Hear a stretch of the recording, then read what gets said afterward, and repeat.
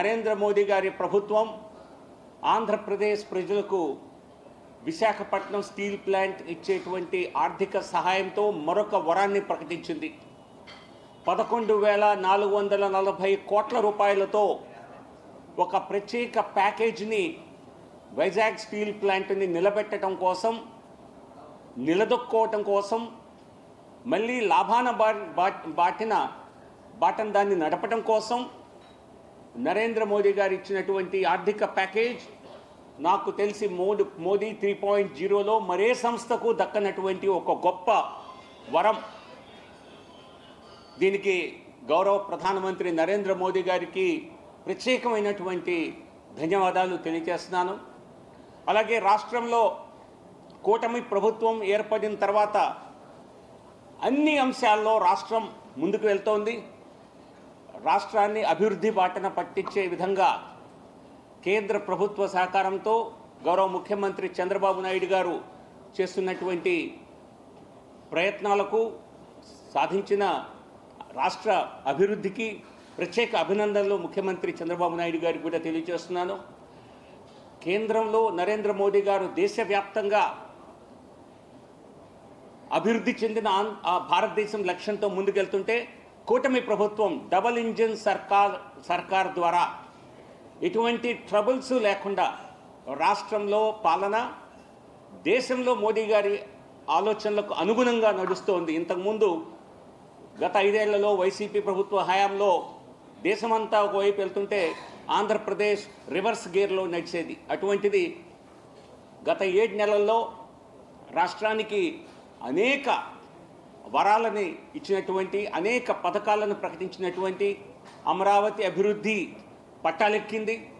ఒక పక్క రైలు పట్టాలని, రైలు మార్గాన్ని శాంక్షన్ చేయటం, త్వరితగతిని శాంక్షన్ చేయటం, 15,000 కోట్ల రూపాయల ఆర్థిక సహాయాన్ని వెంటనే గత బడ్జెట్లోనే ప్రవేశపెట్టడం, అనౌన్స్ చేయటం, ఆ నిధులు సమకూర్చటం, మరి అమరావతి నిర్మాణం కళ కాకుండా అది సాకారం చేసే విధంగా అనేక మార్గాలుగా నిధుల్ని ఏర్పాటు చేసే విధంగా చేయటం, రామాయపట్నంలో సుమారు 95,000 కోట్ల రూపాయల పెట్టుబడులతో integrated refinery and petrochemical complex కార్యరూపం దాల్చటం, మొన్న ప్రధాని నరేంద్ర మోదీ గారు వచ్చినప్పుడు ఎన్టీపీసీ గ్రీన్ హైడ్రోజన్ ప్రాజెక్ట్ దానికి అంకురార్పణ చేయటం, ఈ విధంగా ఆంధ్రప్రదేశ్ అలాగే పోలవరంకి మొట్టమొదటిసారిగా దాదాపుగా 2,800 కోట్ల రూపాయలని అడ్వాన్స్గా గత అక్టోబర్లోనే రాష్ట్ర ప్రభుత్వానికి అందజేయటం, ఇవన్నీ కూడా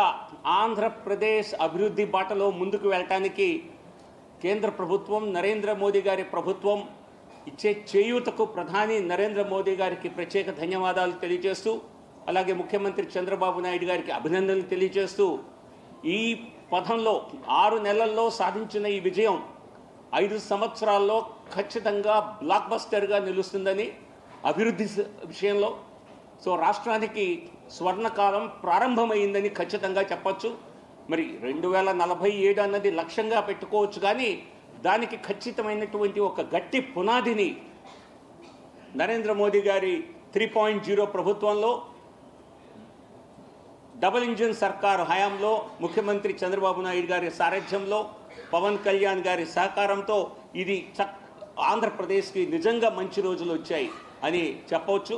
సో ఈ విధంగా రానున్న రోజుల్లో ఆంధ్రప్రదేశ్లో ఉద్యోగావకాశాలు మెరుగుపడటమే కాకుండా పారిశ్రామిక పెట్టుబడులు ఒక 4 లక్షల కోట్ల పెట్టుబడులు 7 నెలల్లోనే సాధించామంటే ఖచ్చితంగా రానున్న 4 సంవత్సరాల్లో మరి రాష్ట్రం డబల్ గ్రోత్ సాధించి దేశంలోనే అత్యధిక గ్రోత్ రేట్ నమోదు చేసుకునేలా ఉంటుందని ఆశిస్తూ, తప్పనిసరిగా రాష్ట్ర ప్రజలకు అలాగే విశాఖపట్నం వాసులకు, స్టీల్ ప్లాంట్ ఉద్యోగులకు, కార్మికులకు అందరికీ నిన్న ప్రభుత్వం ప్రకటించినటువంటి, నరేంద్ర మోదీ గారు ప్రకటించినటువంటి 11,440 కోట్ల రూపాయలు ఇది అత్యధిక ప్యాకేజ్. ఏ సంస్థకి మోడీ గారి 3వ ప్రభుత్వంలో ఇచ్చినటువంటి అత్యధిక, బహుశా ఏకైక ప్యాకేజ్ అని తెలియజేస్తూ, ఈ విషయంలో నా వంతు పాత్ర పార్లమెంటు సభ్యుడిగా నేను ఉన్నంతకాలం ప్రతి సమావేశాల్లో విశాఖపట్నం స్టీల్ ప్లాంట్ యొక్క అంశాన్ని ప్రస్తావించడం, దానికి సంబంధించినటువంటి సమాధానాలు రాబట్టడం, ప్రత్యేక మెన్షన్లలో 0 అవర్లో ఆ వైజాగ్ స్టీల్ ప్లాంట్కి మరి ప్రత్యేక నిధుల్ని, ప్రత్యేక ప్యాకేజీని ఇవ్వవలసిన అవసరం ఉన్నది అని మాట్లాడిన బహుశా పార్లమెంట్ సభ్యుల్లో నేను ఒక్కడినే లేదా వాళ్ళలో ఒకడిని.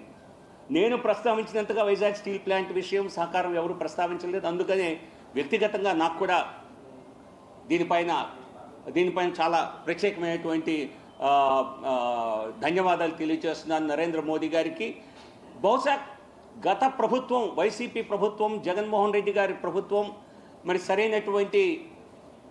సరైనటువంటి ప్రయత్నాలు చేస్తుంటే బహుశా ఈ సమస్యల్లో, ఈ విషయాల్లో అనేకం గతంలో కూడా కొంత సాధించడానికి అవకాశం ఉండేది. గత ప్రభుత్వ నిర్లక్ష్య కారణంగా కావచ్చు, ప్రస్తుతం ఉన్నటువంటి డబుల్ ఇంజిన్ ప్రభుత్వం వలన, డబుల్ ఎఫర్ట్స్ కారణంగా కేంద్ర ప్రభుత్వం, నరేంద్ర మోదీ గారి ప్రభుత్వం రాష్ట్రాన్ని ముందు బాటలో నడిపించే విధంగా అన్ని రంగాల్లో కూడా రాష్ట్రానికి చేయూతనిస్తోంది. ఇవన్నీ సాధించడంలో ఖచ్చితంగా కేంద్ర హోంమంత్రి అమిత్ షా గారిది కూడా ప్రత్యేక పాత్ర. వారు ఈరోజు రాత్రి రాష్ట్రానికి, విజయవాడకి విచ్చేయనున్నారు. రేపు కొన్ని అధికారిక కార్యక్రమాల్లో పాల్గొంటారు.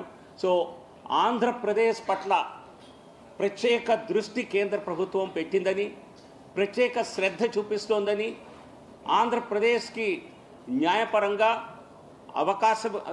అవసరపరంగా రావాల్సినటువంటి అన్ని నిధుల్ని, అన్ని ప్రాజెక్టులని మంజూరు చేస్తుందని, దానికి మరొకసారి ప్రధాని నరేంద్ర మోదీ గారికి ధన్యవాదాలు తెలియజేస్తూ, మోదీ హైతో ముమ్కిన్ హై, మోదీ గారు ఉంటే సాధ్యం ఏదైనా అన్నది మరొకసారి రుజువు చేశారు. ఇవన్నీ కాకుండా గత ప్రభుత్వ హయాంలో భూములు కూడా కేటాయించకుండా విశాఖపట్నం రైల్వే జోన్ని అంతరాయం కలిగించడం జరిగింది సంవత్సరాల పాటు. అనేక సందర్భాల్లో రైల్వే మినిస్టర్ అప్పుడు కూడా వారే అశ్విని వైష్ణవ్ గారితో కూడా స్వయంగా నేను మాట్లాడటం జరిగింది.